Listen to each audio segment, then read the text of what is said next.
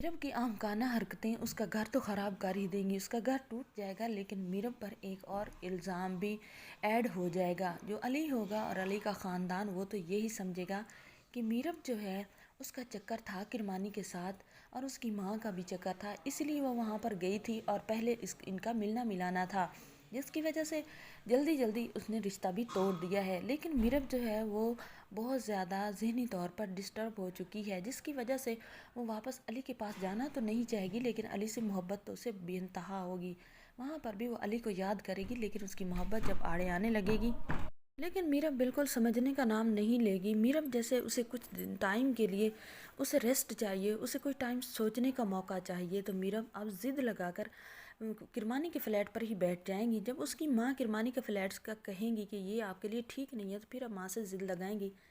کہ آپ چلو میں اس گھر میں جاتی ہوں اور میں وہ گھر خالی کروا لوں گی، ان لوگوں کو وہاں سے بھگا دوں گی۔ تو اب جو ہوگی سبات، وہ تو اتنا زیادہ سوچے گی اور روئے گی کہ کمال نے کیا کیا تھا،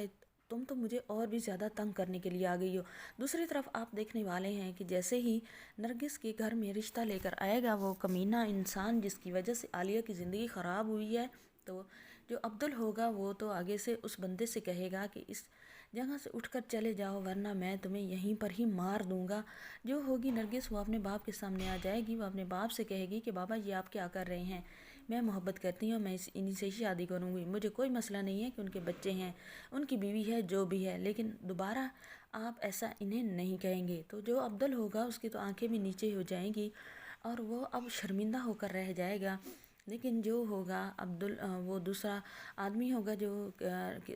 کنزہ کا رشتہ لے کر آئے گا، وہ تو بدتمیزی کرنا شروع کر دے گا۔ وہ کنزہ سے کہے گا کہ کنزہ کتنے گھٹیا ترین ہیں تمہارے گھر والے، اور کتنے یہ اوچھے لوگ ہیں، آپ نے یہاں پر بلا کر میری دوسری بار انسلٹ کروا دی ہے، میں آپ لوگوں کو چھوڑوں گا نہیں۔ وہ بہت زیادہ دھمکیاں اور بدتمیزی کر کے جائے گا، لیکن کنزہ جو ہے پھر بھی جا کر اس بندے کے ساتھ کورٹ میرج کر لے گی، جس کی وجہ سے کنزہ کا ماں باپ بہت زیادہ ڈس اپوائنٹڈ ہوگا۔ کنزہ کے باپ کو اٹیک آ جائے گا اور وہ ہاسپٹل شفٹ ہو جائے گا۔